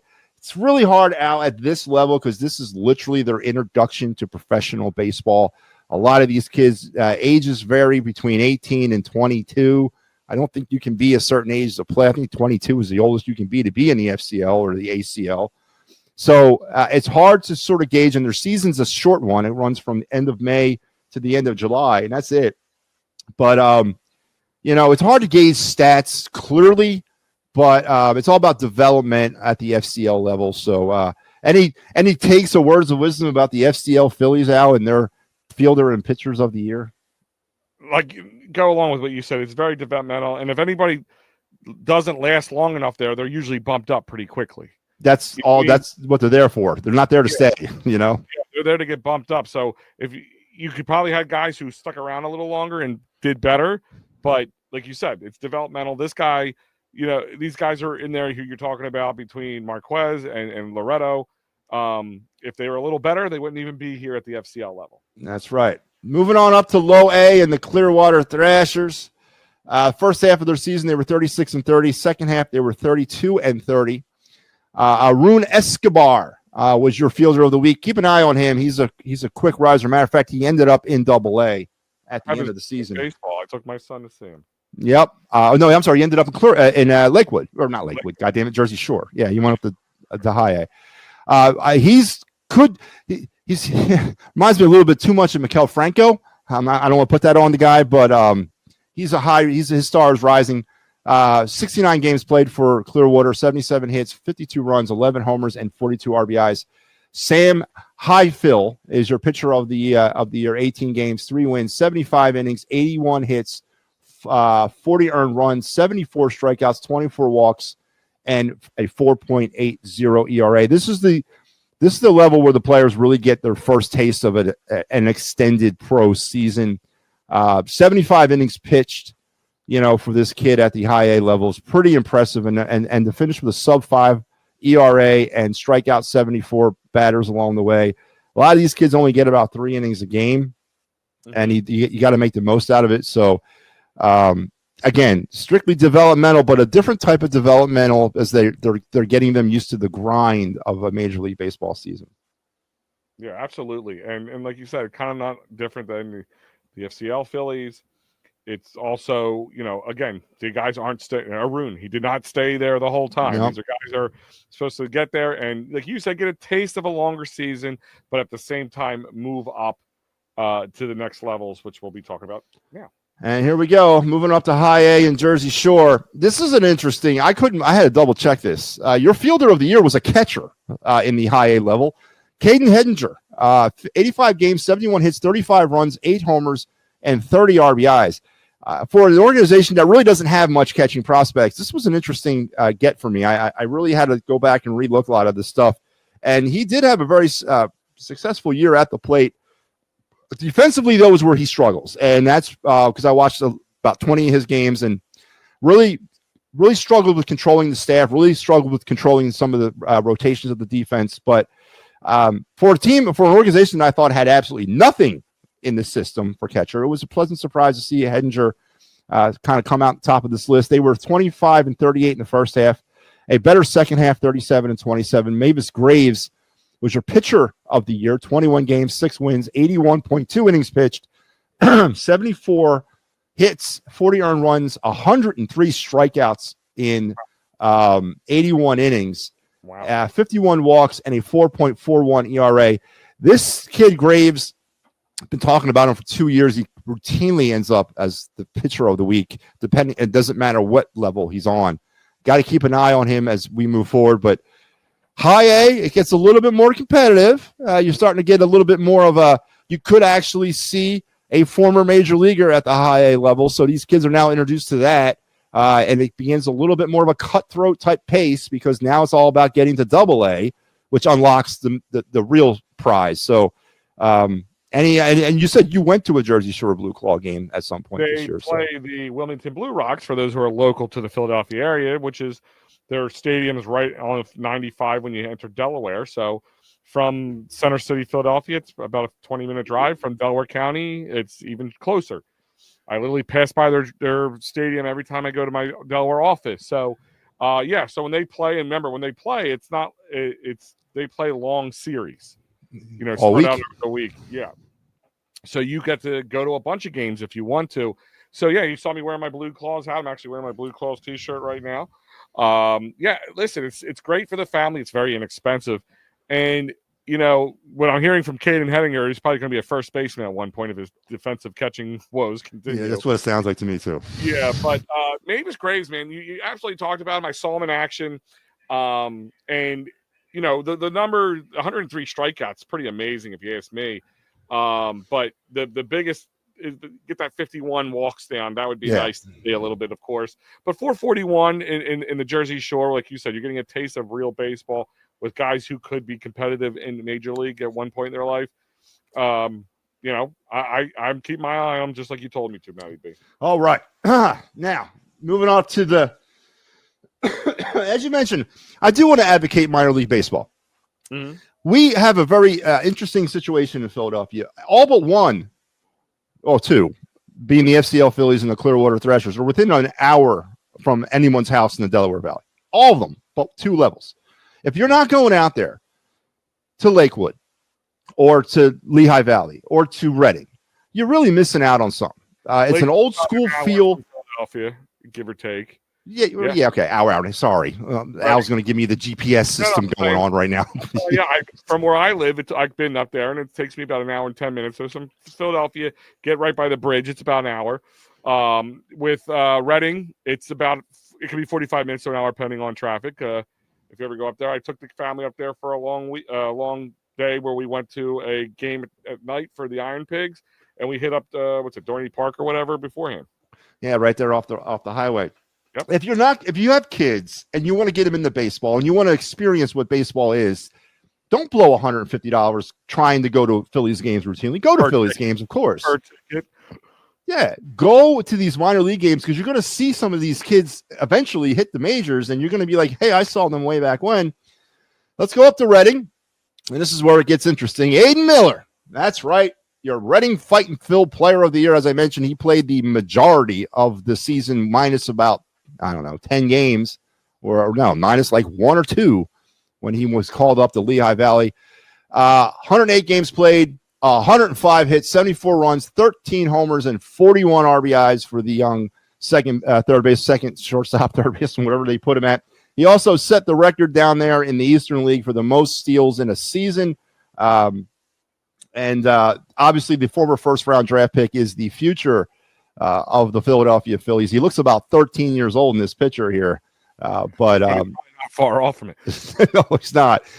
He was your fielder of the year, and your pitcher of the year is another one of these names. Mavis Graves is one. Gene Cabrera is another one. You got to keep an eye on this guy. He's a quick riser. I expect him to start the season in AAA next year.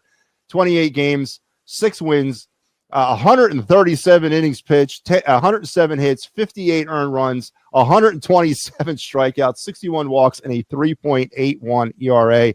The guy's got electric stuff. And he doesn't live and die by the fastball. He's got a nasty. He's got a 5-pitch arsenal already at the Double-A level. As I said, I expect him to start the year in Triple-A. Keep an eye on him, if not to be a major trade piece mid-season next year. 25 and 42 the Phightins were in the first half, and 30 and 39 in the second half. Not a great team year for them, but these are 2 young rising stars in the Phillies organization there, Al. I mean, listen, 105 hits in 108 games. I'll take a hit per game. Mm-hmm. Sure. I mean, listen, Aiden Miller, unless something falls off, I see him being, he's in a year. I would like to see guys like that caught up sooner, as we talked about earlier. Gene Cabrera, keeping a little bit of an eye on him. I definitely probably not as much as you do, but 3.81 in the Phightins area, that's doesn't suck. No, it's very good, and definitely keep an eye on him. Now let's end our journey in Lehigh Valley, and another poster child shows up here, but for a different reason. He was not statistically the best pitcher for the Lehigh Valley Iron Pigs. I'll get to why I put him on here in a second.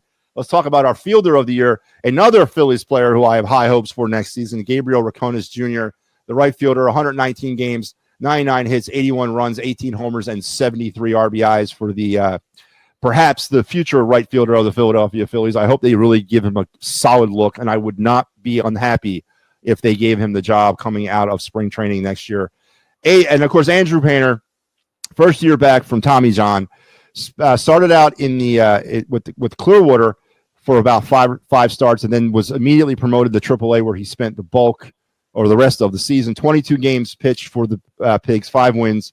He lasted 106.2 innings, gave up 119 hits, struck out 111, 64 earned runs, 46 walks, and a 5.40 ERA. Al, I'm not really concerned about these numbers. These were not the best AAA numbers. They weren't. But what I'm concerned about, or what I was happy about, was 106.2 innings pitched, and he did not report any injury. And that is what I think the Phillies were looking at for Andrew Painter, was to give him innings, and hopefully he came out of it, and he did. And remember, probably a third of those innings, Matt, are ramp-up innings, right? They're not. Yeah. He's not throwing as hard as he can. He's just trying to see if he can handle it. All those kind of things.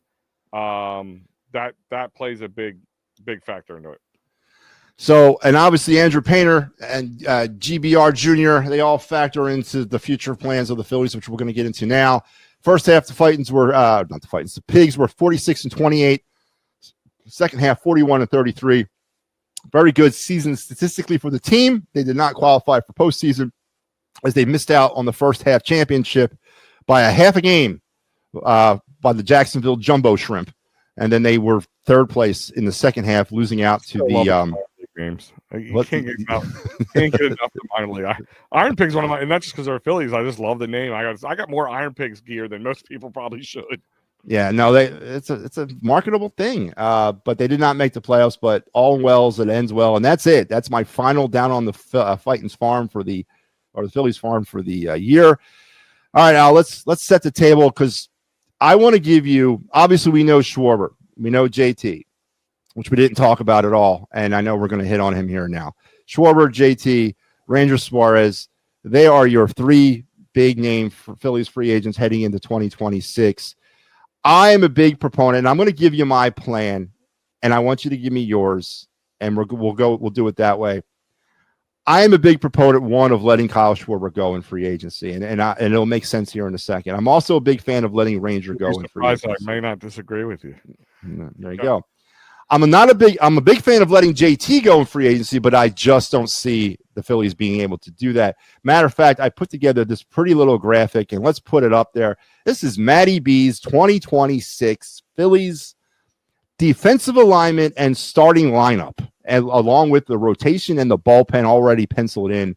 I've gone extremely extreme when it comes to youth, because I want the DNA of this baseball team changed.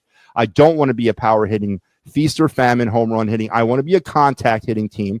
I am bringing in 4 outside free agents. This is a wish list. I don't think it's going to happen, but if it does, we win a World Series, in my opinion. As you can see, I got the polar bear there, Big Al, anchoring my first base slot.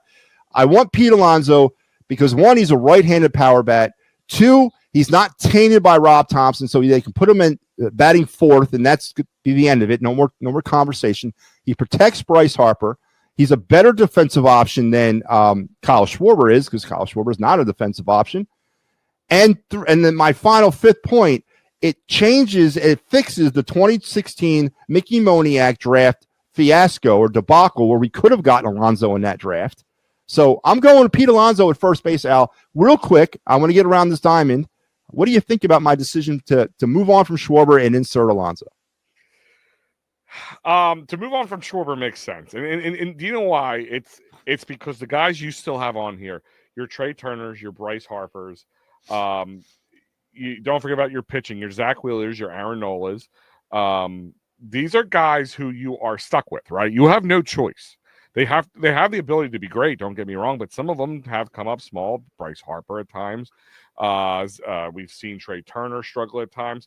But with their contracts, you're not moving on from them. It's just you can't. And I just can't see it in another world where you have another aging guy taking on 4 or 5 years of $30+ million. The only thing about Pete Alonso, I love every fact that you brought up with. Right-handed hitter. He can play first base. Taking Kyle Schwarber out unclogs the DH area, allowing Bryce to play less in the field, and he can still play right field or give Pete a day off if he needs to. All those kind of things that you said. I worry about Pete Alonso because he is notoriously known for coming up small when it's most important. But we're used to that. We are used to that. But do we want another stat pattern? That's the only problem I have with Pete Alonso. That's the only problem I have with him.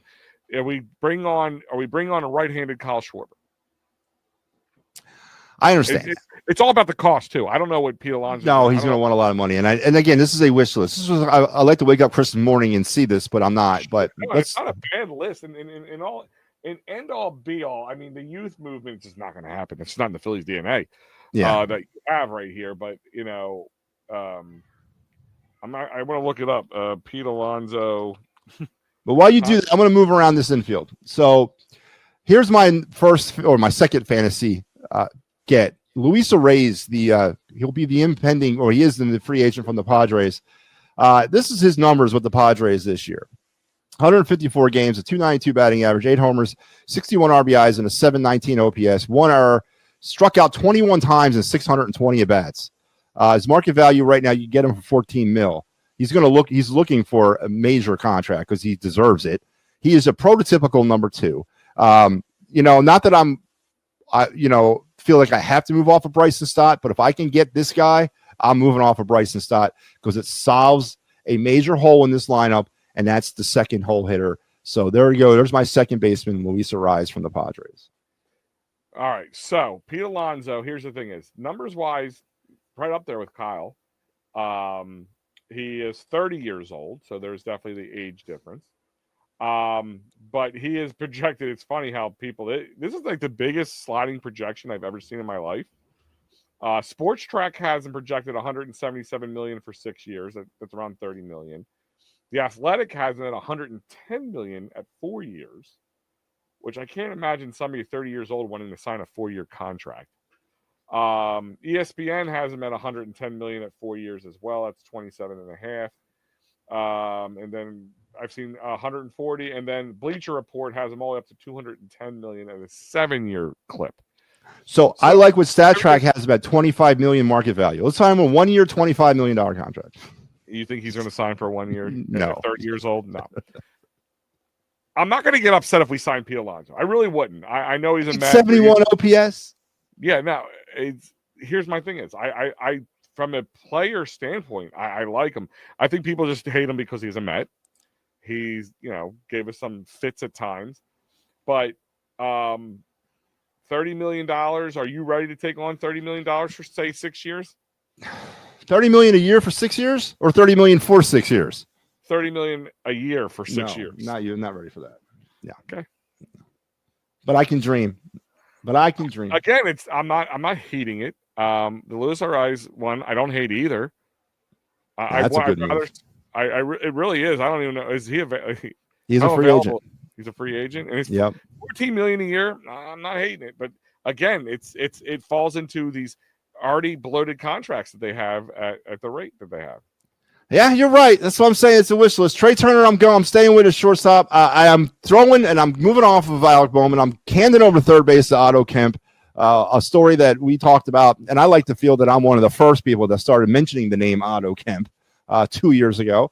Finally got his chance this year to play at the major league level. I thought really took as much opportunity as he could with that chance. But it's just a place card holder because I am expecting Aiden Miller to show up at some point in, say, late July, early August. Yeah, I mean, listen, I'm expecting it from my point of view, but I'm not expecting it from the Phillies' point of view. Yeah. Let's go to the outfield real quick. I know Harrison Bader is a free agent, but I would not be upset to re-sign him. I don't like the money he's looking for, so maybe that's not going to work in left. What is he looking for currently? Do we know what was the number at? No. Why did I think 27 mil for 2 years? Go ahead. You keep doing your 27 for 3. I thought was the last. I thought Tampa offered him that, or somebody offered him 27 for 3. I don't know who offered him. Is that an official offer? Or was that a rumor? It's a rumor that they offered it to him. It's funny though, because I'm still seeing not many people see a multi-year deal outside of 2 years. I don't think anyone's given him a 3-year deal. I don't think he can expect to get a 3-year deal. No, but everything's got him on an average between 10 to 16 million. I said 12 million to you earlier this year at one point. Yeah, and I'd pay it. I'd pay it. Hey, listen, you're going to pay 12 million for Lewis Arise. You're going to spend 12 million for Harrison Bader, I think. Yeah, and again, he gives you a little bit more, I think, in left field. Obviously, the time is now. Justin Crawford, if he does not, Al, I swear to God, if he does not make the Phillies out of spring training, if he is not running out onto Citizen Bank Park on March 26th against the Rangers, I'm burning the stadium to the ground. Fair enough. That's a fair reason to burn a stadium down to the ground. I'm torching it. I'm torching it. Don't come looking for me if there's a fire reported down there. I'm torching it, man, because even if he's not ready, he's got to be ready. It's time to put up or shut up and move on from him. I don't see another, just like I don't understand why Jetlichenko is still playing in the CHL. I don't understand why Justin Crawford's down in AAA. Give him an opportunity. If he's not ready, then he's not ready. Now, you could hold him back down there for another half a season, but you better goddamn trade him. You better trade him in July because I don't want to see him up here. Yeah, if you're going to hold him, you're going to hold him for a trade bait. But other than that, bring him up. And then I'm turning right field over to the young man, Gabriel Raconis Jr. I just think he's a better option. Again, going young, going contact, going unknown. JT Realmuto. He can give you the production, part of the production he did this year. Yeah. Oh, hell yeah. Oh, hell yeah. Please. I'm a big fan of his. I really thought he would have been up here more this year. And I would have thought he would have been up here over Otto Kemp, but Otto Kemp was raking. Yeah, he was. The guy was scorching on fire. JT Realmuto, again, I'll give you your piece with him. I don't – if I could, I would move on. We can't. We just don't have anything else. Yeah. So, no, I got you. Yeah. And then Bryce would be my DH. JT, you're going to probably get I think you can probably get 2 years, maybe 3 for him, just to get him in, to make him happy, to make him stick around. JT, I think what's going to make him appealing to anybody else is if you have a young, like take a Pittsburgh, for instance. I would look at JT if I'm in the need for a catcher. He still has it there to hit. We know he can still hit, and he still has speed at his age. But the way defensively, he just unmatched. I'm sorry, in that sense. Like, there might be better power hitters out there. There might be better hitters generally than him out there in the catching. But I think the way he calls a game is unmatched. And you need that, especially with guys like Wheeler coming back from injury. Aaron Nola is question mark into the future. Luzardo has been speaking highly of having him out there and how he's helped turn him around. And Andrew Painter is the biggest reason of all to have a guy like JT Realmuto out there. Yeah, and I wouldn't be surprised to say a team like the Yankees comes in from out there and tries to make an offer to get him because they need a catcher to solidify that young staff they got going on in New York. But I'm going with JT to bring him back. Harper, I'm going to put it in my DH. Here's my rotation. Now, this is not what it's going to look like to start the season because Wheeler won't be ready. But at some point in 2026, this could be what the rotation looks like. Wheeler, Nola, Sanchez, Luzardo, Painter. And if Painter doesn't work out, they got no choice because I'm moving Walker to the bullpen. I want to go out for a Patrick Corbin or a guy like that, a veteran guy, a fifth starter that can pitch innings, that's competent, around 3.4 ERA. Nothing flashy, but a guy that can go out there and give me a start each week. What about Walker Buehler? Yeah, I wouldn't be surprised. I wouldn't be upset they brought him back. I feel like everybody's forgotten about him for the little success that he's had here. Not that it's enough to sign the guy to some multi-year contract, but another 1-year deal. Another 1-year deal, 2-year deal if it's cheap enough, $5 million or something like that. I would take him. I think So would I. and I think if he's great in the pen, and if you need it because he has the experience there. But if say one of those 5 guys get hurt, or Aaron Nola struggles, and you need some help, there you go. And we need a safety net for that rotation. My bullpen, Duran is my closer. I'm bringing in Caley Jansen, the free agent from the Angels. I've been wanting him for years. He's going to be my setup guy. I am going back to Kirkring, Alvarado, Strom, Banks. Taijuan Walker will be moved into the long relief position along with Lou Trevino. And there you go, Al. And my starting lineup, Turner, Arraez, Harper, Alonso, Real Muto, Bader, GR Jr., Otto Kemp, and Justin Crawford. I wouldn't hate it, especially if it turned out the way it's supposed to. Yeah. But I like the youth movement, and I think if you do the youth movement now, you still have an ability to have Trey Turner and Bryce Harper part of the seniority of the of that team, and they can all contribute. We're youth where the age plays a factor, but they can learn from guys like that. Trey played with the Dodgers, and seen he's seen success. Kyle, if he's still here, he's seen success with them. So there's guys who've had success, and right now I'm looking at again a little bit all over the place, but most places 1 to 2 years. I'm seeing Tim Kelly hasn't been a 3-year deal. He's the only person who had a more than 2 years, but ranging from the 13 to 15, and as well, I've seen Athletic Jim Bowden saying $17 million for JT. Why my plan? It changes the DNA, as I said. It's probably not the smartest financial decision to make. It's probably going to cost them some games, but I still think that's a playoff roster. And I would be much more excited to see that team in the playoffs than the teams that we've seen in the past in the playoffs. So I think that team gives you a chance, because one of the takeaways from the World Series, and I typically don't watch World Series when they don't involve the Phillies, which means I haven't watched a lot of World Series. But yeah, right. But what I took away from World this Series since 2022, and before that since 2008. Yeah, 9. 9, yeah. One of the things I took away from that World Series when I watched it was the Phillies could not have hung with either the Dodgers or the Blue Jays. They never would have been able to compete against either one of those teams in that World Series. And that's what the biggest takeaway I got from that. Yeah, and listen, put your graphic back up for a second. I want to kind of go over this with you. I agree a lot with it. I'm okay with the youth movement now.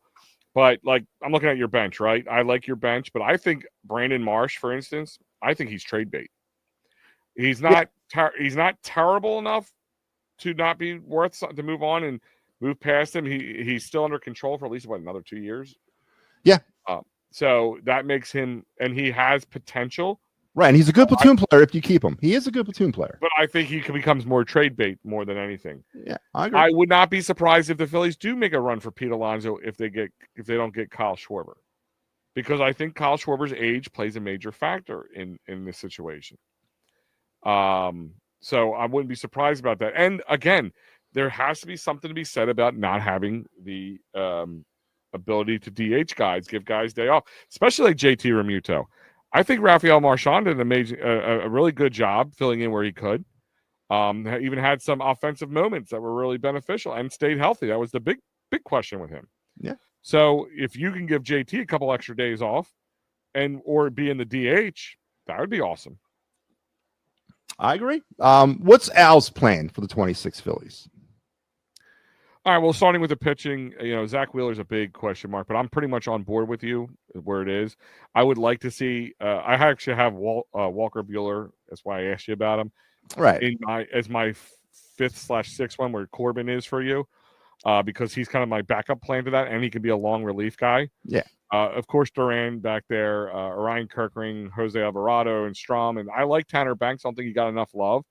I would love to see them finally move on from Taijuan Walker. I think they do, to be honest with you. Other than that, I'm kind of up in the air about anybody in the bullpen by bringing guys in. I really haven't done much research on that, to be honest with you. From an outfielder position, if I don't see Justin Crawford in center field, I will lose my mind as well. I really think Harrison Bader has a good chance of coming back. I think he's out there testing the water. If there was something that good, he would have snagged it up by now. There would have been like if somebody came out with something that good, they would have been like sign on the dotted line right there. That's what I want to do. Yep. Sign right away. So I have a good feeling that Harrison Bader will be coming back. Funny thing is, I had Otto Kemp at left field. Okay. And I had Harrison Bader at right field. And I think Harrison Bader does want to play center field. And I don't know if moving Justin Crawford to another part of the field is beneficial or not to him. So that does play a bit of a factor in the situation there. I don't think they move on from Bryson Stott. I wouldn't care if they did move on from Bryson Stott. But I just don't think they do that. I honestly, Matty B, I want to give you Dombrowski's job because this is beautiful. I'm okay with mostly all of the. I really don't have a hole to poke into any of this. And I think it does give you just the right amount of flavor of youth with the right amount of flavor of keeping your core guys in there. And I would not mind signing a 5 to 6 year deal on Pete Alonso because at least he'll be as old as Kyle Schwarber is going to be next year. Yeah. By the time that's over. So I think is Kyle 35 already, or is he going to be 35? I think he's 35 already. I think he's turning 35 in the offseason. Yeah. So my point being is that has to be thought about. And I love, let me rephrase it. You can take the graphic down if you want to. Yeah. And I love Kyle Schwarber. And if they sign him, I wouldn't be upset, unless it's something ridiculous. But again, that can't be your only move. Yeah. There has to be a mentality change and say, guys, we need less power hitting and we need more guys coming in to make contact. And if you're going to keep the coaching staff in tact, then that needs to be sat and talked about. I agree. And one coaching staff note, of course, Phillies decided to add the MLB on-field or infield coordinator position, which Dombrowski said 80% of the teams are using. That's a lie. Only about 35% of the teams use it. But they promoted their current bench coach into that role, and they've left a vacancy in the bench coach position. Reports now that Don Mattingly might be incoming and interested in taking that position. Dave Dombrowski did say as much. What's that? Don Mattingly? Don Mattingly. Yep. I thought you were going to say Preston Mattingly. Well, Preston Mattingly is the GM or the acting GM, so there's some. I know, but I thought you there. said they were going to move him, but I'm like, I didn't think Don Mattingly would come over to the Phillies and play that position. But so he left the Blue Jays. He's officially left the Blue Jays. Mattingly. He's no longer their bench coach. He says he's not retiring, so he's open. Now, Dombrowski said something very intriguing during the press conference when he announced they're doing this. He said that they're going to hire a bench coach that has major league manager experience. Now, that was to give Rob Thompson another set of eyes. Bull. That, to me, smells all of when Thompson fails or struggles out the gate, they have a safety net to go to if they have to fire him, a la Joe Girardi, Rob Thompson. I was going to say, you got to June, buddy, to not completely F up. Yes. So they're going to go that direction. Does that smell to you between that and everything else we've talked about? Does that smell to you that they're not going to change anything? It's concerning because if they don't, and they do move off of Rob Thompson, there's going to be a lot of sour faces in that dugout when whoever the new manager is and says, no, Kyle Schwarber, I don't care if you're comfortable betting second, you're betting fourth. That might be a boomerang effect. It might not work the way it worked with Girardi and Thompson, because now we're going reverse. We'll probably go to an old school guy versus a new school guy, and it might not work well because these guys have been coddled for 4 years with the new school approach. That's why I'm really concerned about bringing Rob back. Not that I don't think he deserves an opportunity to manage somewhere else, but here I just think the attitude, the culture is wrong for this team, and he's the wrong guy to push the buttons to get it right. I'm not agreeing or disagreeing with you. It's really, I really do. It's hard for me not to agree with part of what you just said there. But it's so hard to look. I know they have this great regular season success rate, and then the off season since late 2023 has been no bueno since then. And I put a lot of heat on 2024 on what's his name, Topper, especially with the way he turned the bullpen upside down on itself. That pissed me off beyond all belief. I mean, like, why would you do? Why is your closer going in 6 and 7? Like, what makes that sense? What makes sense of that? If you can't trust your other guys, why are they even out there? And then in 25, you got Alec Bohm batting cleanup in the playoffs. I have a feeling that's lack of choices, to be honest with you. I mean, could Kyle Schwarber have been there? Sure. Yes. But then who bats second? But my point got hurt. But Bader got hurt. Yeah. I think if Bader wasn't hurt, I think that would have been. I really think Kyle would have been 4. I really. Yeah. All right, Al. We got one last segment I want to talk about. We talked about it way early in the show, and it's shaping up to be a banner year in Philadelphia for baseball. Some of the highlights that are going to be happening around baseball in 2026 and in Philadelphia. Of course, the World Baseball Classic is returning this year, March 5th. Team USA will try to recapture, go back and get gold as they lost to Japan in 2022. So we got the WBC, got the All-Star game coming to Philadelphia, of course, huge, along with the draft, along with the Futures game. The Phillies are going to Iowa this year. They're going to play the Twins in the Field of Dreams game on August 13th in Iowa. Yeah, the hotel rooms in the suburb of, I don't even know what town it was, but hotel rooms right now in that suburb, if you call today, like I did last week when they announced the date, are only $27 a night. Right now. Now, I'm sure that comes with a continental breakfast. I don't care. And some 20 minutes from this field. That's all I cared about. You get to go and pick your pig, too, that you want to have bacon for the next My wife was like, you want to go watch the game in Iowa? I'm like, Iowa? What the hell am I going to go in Iowa? But I'm like, she searched some hotels, $27 a night. I'm like, book it. I guarantee flights are not expensive either. No, but she wants to drive. She wants to drive. That's tough driving. That's all flat land. It's all the same, dude. Yeah, I don't know. But we're going to the World Baseball Classic. The Phillies have the potential to move on for their City Connect uniforms, and I hope they take the marketing and the money and do it. And I hope this time we don't pay homage to the city of Philadelphia and the colors of Philadelphia. Let's pay homage to the colors of the Phillies. Come up with something a little bit more Phillies this time. Get away from those dreadful City Connects. And the last thing, the banner event this year in Major League Baseball, the current CBA expires on December the 1st, 2026. It's shaping up to be an all or nothing year in baseball in Philadelphia. And do you think that's driving a little bit of perhaps this year's free agent market and what the Phillies might do with the uncertainty in labor in baseball? Yeah. Oh, absolutely. That's why Rob Manfred came in and got in a big heated argument with Bryce Harper, who just gave 2 Fs and just told the boss of the bosses to go F himself. So I 100%. 100%. So would you say, with Philadelphia being at the center of the baseball world this year and with the uncertainty in labor, if you're going to get out to the ballpark, you better do it this summer? Oh, yeah, absolutely. Yeah, because All-Star game. I think there's going to be a lockout. I think it's all but happening, especially because the biggest bugaboo is going to be setting a salary cap. Yep. So let's enjoy baseball while we can get it in 2026. And I want to thank everybody for the last 4 years, the guys that have worked this, Al, you, Mike, Steve, Pat, Sal G, my main man, 5 games last year, but that's 5 less than what we had to do. Another successful season on the Phightins Final.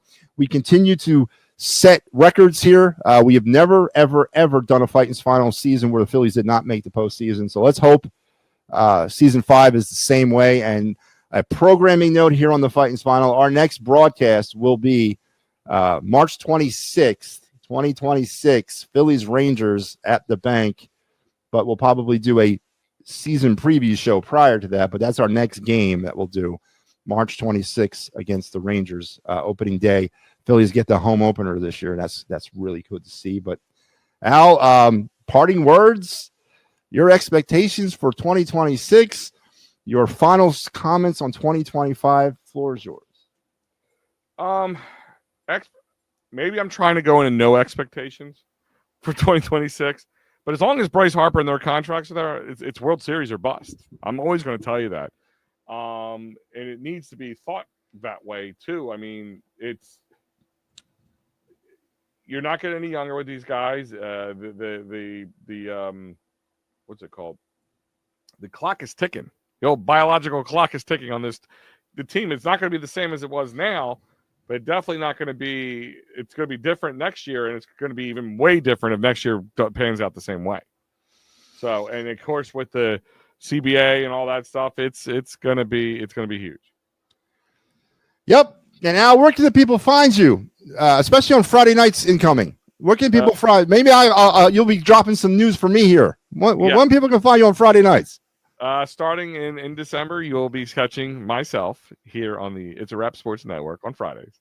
Back in my old spot for the Phightins final, but of course there'll be no final to fight. But we will be talking a lot of hot stove. We'll be talking a lot of Eagles and anything going on in sports. And it's late night. Anything that really floats any of the listeners' boats as well. They want to ask me any life questions. Why? I don't know why you would ask me, but hey, whatever it is you want to do, we'll talk about it. All right, you heard it. December. I mean, that's a vague number. It's 31 days, but hopefully we'll get it on the front end rather than the back end, because then I'll hear about, well, it's Christmas. I can't premiere a show at Christmas time. So, but actually, I have a date here. Hold on, I'm trying to pull it up. Now you're gonna make me look. Are you prepared to release the date? I am. Because listen, this is news to me too. You're breaking news to everybody, to include the owner of the network. To include the here it is, December 12th. I have it written December down. the 12th. What time? I'm going to go with a 9 o'clock show. Do we have a title yet, or are we going to keep that in the bag for a little bit? I'm going to keep that in the bag because I'm still working that out. Okay. All right. Well, there you go. I got it. That's as much as I know, folks. Honestly, I got as much as you know now. So I can't wait for Al. Obviously, the slot's waiting for you. 28. That's good. Okay. All right. But anyway, listen, Al. Thanks for another great year. Here's the year 5. Here's to a very fast off season, but hopefully a productive one. And until they ding me on this, which I'm sure is coming soon, one last time, Harry the K, what you got, man?